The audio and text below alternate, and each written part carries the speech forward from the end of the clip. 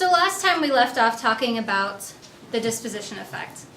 And, as we put here, we said that the disposition effect was the tendency to hold losers too long and sell winners too soon. It's a little bit complicated, or it's a little bit unclear what too soon or too long actually means. Another way we can think about this is that the disposition effect is a bias towards selling stocks that we consider to be winners and realizing gains over, or a bias against is the complement of that, selling stocks that have gone down in value or stocks that we view as losers. And we said that this relates to loss aversion simply because when we sell that stock, it feels like we're realizing either a gain or a loss. And if we say it's more painful to realize a loss than it is pleasurable to receive a gain or realize a gain, it's not surprising that people would be exhibiting this behavior.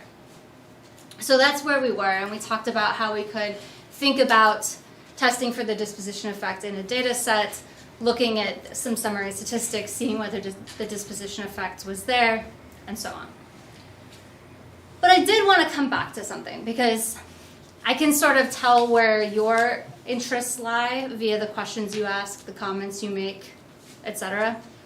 So I did want to come back to this earlier issue where we said, well, wait a minute, if we're saying that the disposition effect is an irrational behavior, or is a deviation from rationality, that should mean then that the disposition effect is somehow not profit maximizing, right? And so some people are like, well, wait, so you're telling me it's otherwise a bad strategy to look at your portfolio and sell the losers or sell the winners and hold the losers? In a lot of cases, yes. However, I wanted to come back and, sort of step away to something that I had originally planned on covering a little bit later in the course, but given that you're exhibiting an interest in this now, we can talk about it now, or we can start talking about it now.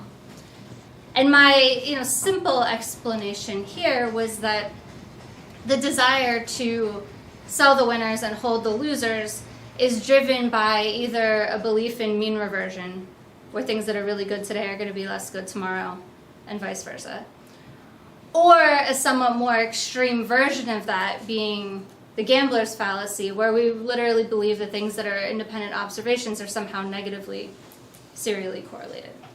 We said these are generally the two explanations for what's going on, and I specifically put here that it was not only a belief in mean reversion, but a false belief in mean reversion. And I think either explicitly or without quite realizing it, some of you took exception to the word false in this statement.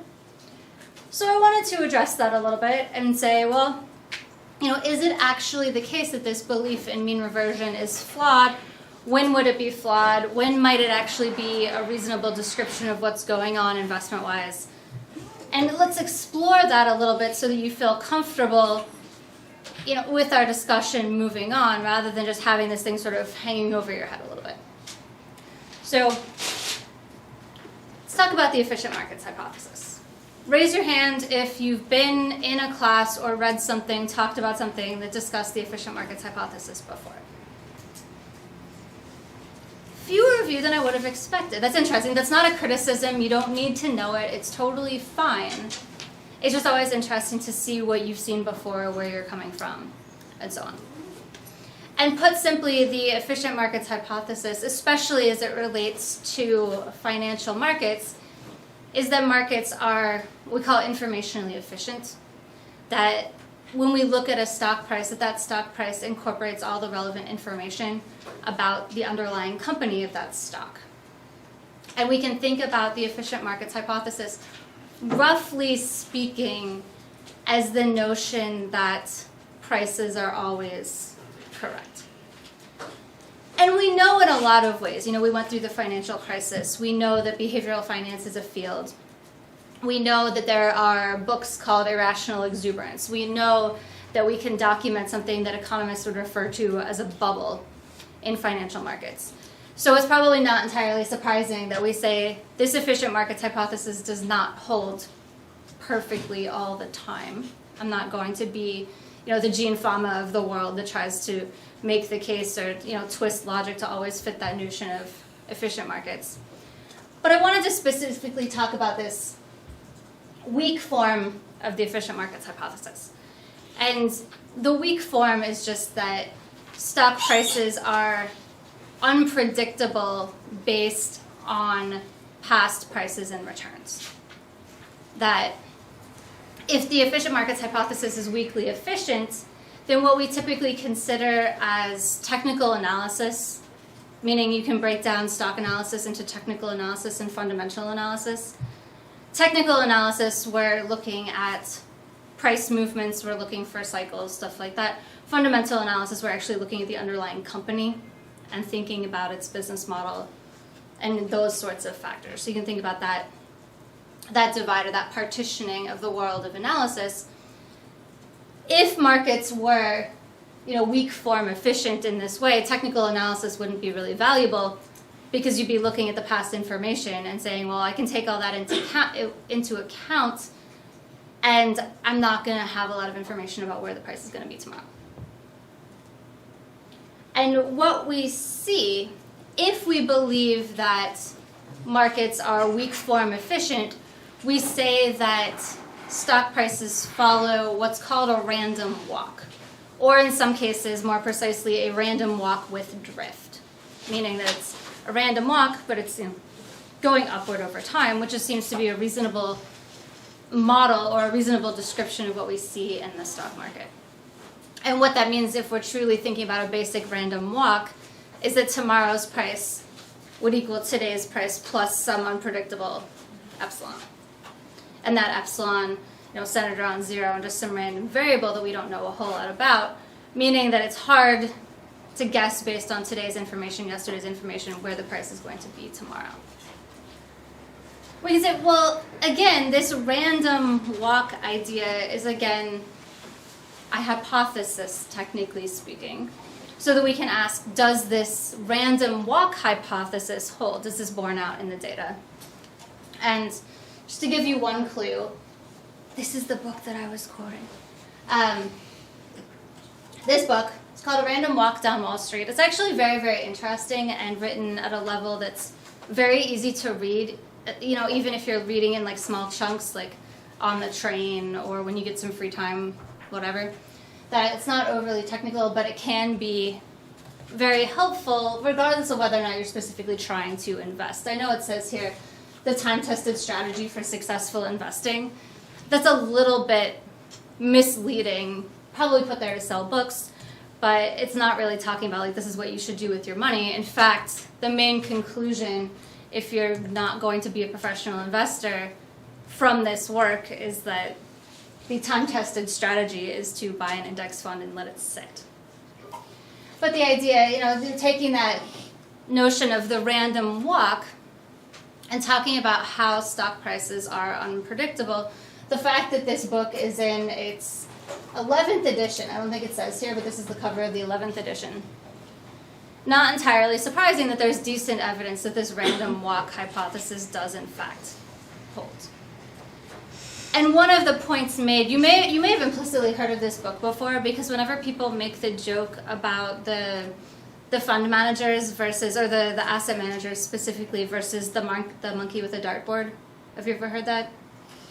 That if the efficient markets hypothesis holds, then the average asset manager, or any asset manager for that matter, won't be able to do systematically better than a stock-picking monkey with a dartboard. That's literally from this book. So you think about that idea, and that's what we mean by efficient markets. So if things are unpredictable, we could either try to predict them, pretend we can predict them and fail, or we could acknowledge that the monkey with the dartboard would probably do just as well on average and not try. And so, just some quotes from this particular work to say, do stock prices follow a random walk? And this is the best part that I could find as a summary that's actually the preface to this edition of the book. And we can look at some parts of this. And it says, that the market prices stock so efficiently that a blindfolded chimpanzee throwing darts at the stock listings can select a portfolio that performs as well as those managed by the experts. So that's essentially the tongue-in-cheek version of our efficient markets hypothesis. And then we can see, well, he's making the argument that the real version, the not tongue-in-cheek version of the hypothesis is actually held up pretty well. If we look at a data point here, more than 2/3 of professional portfolio managers have been outperformed by unmanaged broad-based index funds. Now, that's even worse than I would have guessed, because if portfolio managers were doing the same as the index fund, you would expect half of them to do better than the index fund and half of them to do worse. And here we're saying that 2/3 of them do worse. So we start thinking, okay, maybe there's something to this unpredictability of the stock market, and we might not want to make these broad claims about mean reversion, predictability, and so on. And this particular metaphor has led to a number of cottage industries and news stories where you have various animals picking stocks that by and large we see them do better than the actual institutional investors. Here we have a stock picking cat. I picked a cat because it's the internet, so obviously there has to have something to do with cats.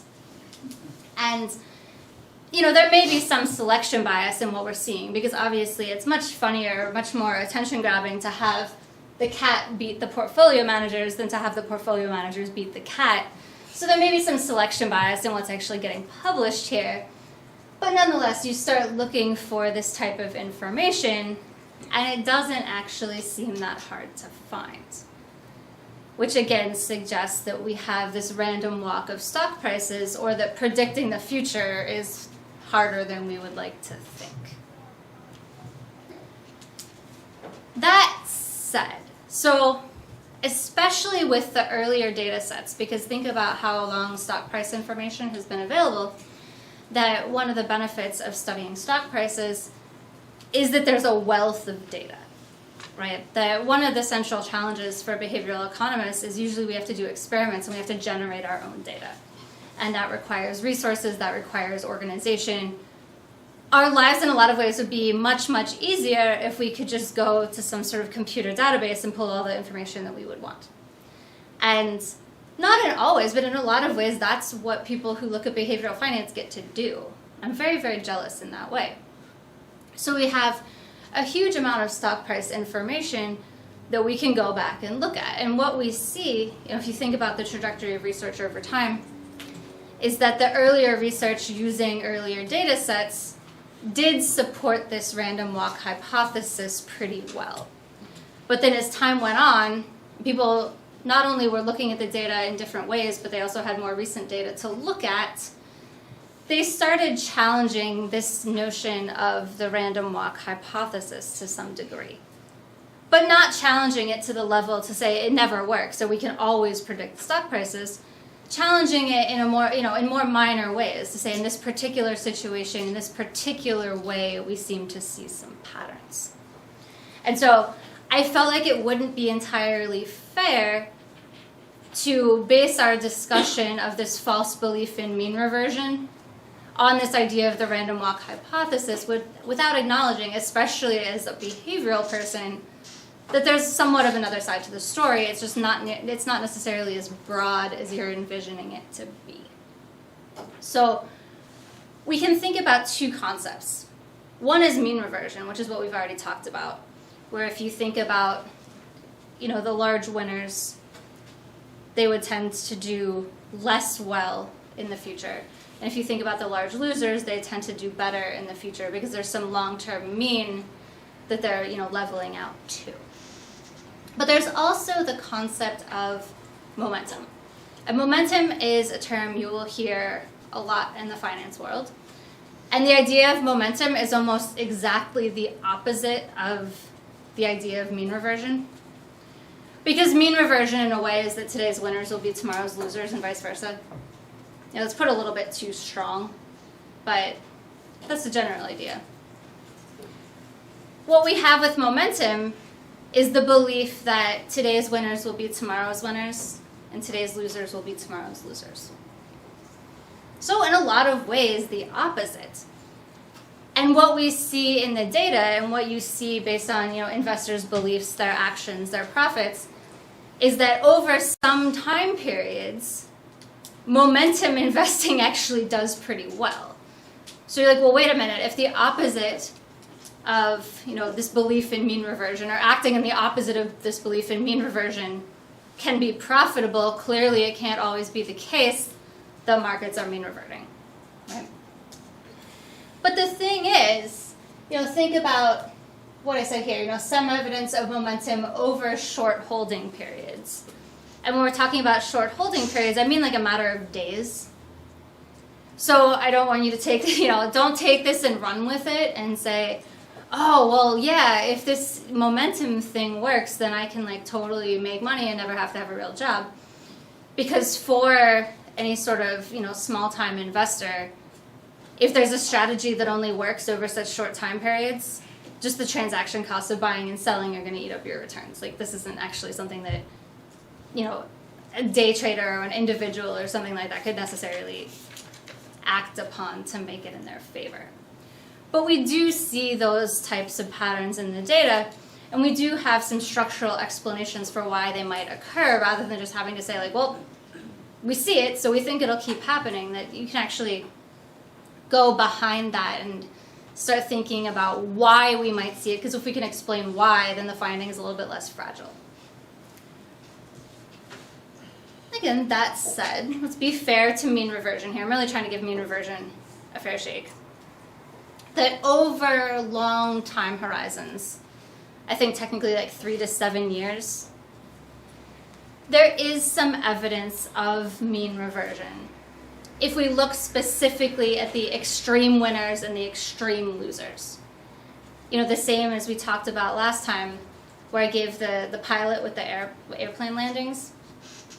Yes, it's going to be true that if you have an exceptionally good landing, your next landing is probably going to be worse. And yes, it's also true that if you have an exceptionally bad landing, your next landing is probably going to be better. If you have a landing that's just a little bit better than normal, there's not a lot you can say about the next landing, right? So this finding is sort of analogous to that. They were saying that there is some mean reversion over longer periods in response to extreme movements. And the exact quote that you can think about is right here. When large price increases have been experienced over a period of months or years, such increases are often followed by sharp reversals. So we're specifically talking about large price movements and really thinking about the extremes of the market. And you can think about in graphical form something like this. That if you chose at the end of a particular time period that's fairly long, we're talking years, not days, right? If you chose the best performing stocks and the worst performing stocks, so both ends of the extremes, and said, well, where do they go from there? Your graph might look something like this. That what we see here is if we were to start both of the portfolios at some 0 point, just to make this a fair fight, and say where do they go from there, we see that the losers end up doing better than the winners, which is exactly what we're talking about when we talk about mean reversion. Right? The important thing to note about this data, well, two things that are important to note. One, again, we're talking about those extreme winners and extreme losers. This can't be applied to all stocks. Also, and this is something that's a little bit too small for you to see, this particular graph was taken from a paper from 1985. So there's no guarantee that something, a pattern that you notice in the data going up to 1985 is necessarily a pattern that we would still see in the data today. And in fact, even the disposition effect that we're talking about in this paper is something that in some cases we no longer see today.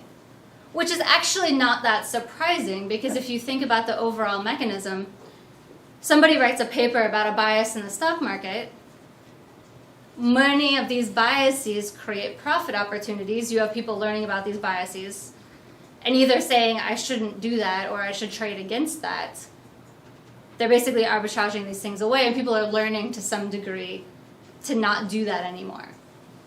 So it's not entirely surprising that we would see that, but that doesn't necessarily mean that people aren't inherently loss averse. It could just mean that they know they're loss averse, but they're also saying, I have to go against my psychology right now and do what's painful because I know that it's the right thing to do. Story of my life.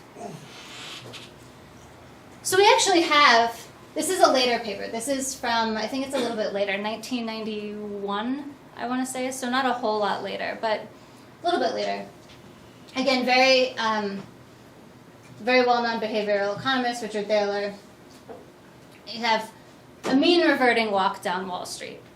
So, not surprisingly, this was written after the first edition of Burton Malkiel's book, and people think they're cute with their paper titles. So if we have a random walk down Wall Street, we can have a mean reverting walk down Wall Street. You get it. I'm glad you get it. So what we're seeing here is what I was talking about regarding the 3 to 7 year time horizons, that we can see in these specific cases that we can make some general predictions. But that doesn't mean that that necessarily applies to the case we're looking at with the disposition effect data. And it will be the case, we'll actually come back and look at this, that in this particular data set, with the investors we're looking at in the paper, we can show that if they had a belief in mean reversion, that belief was misguided. So even if sometimes people are correct when they think what they're looking at is mean reverting, these particular people with their particular securities at that particular time were not. Add on to that the fact that here, when we're talking about mean reversion, we're defining winners and losers. We have a universal concept of winner and loser. You know, did the thing go up over a specific time period, or did it go down? When we're talking about the disposition effect, whether something is a winner or loser is dependent on that individual's timing, right? When that person bought the stock versus where it is now. So we get some heterogeneity in that one person's loser could be another person's winner, and vice versa. It's like dating markets.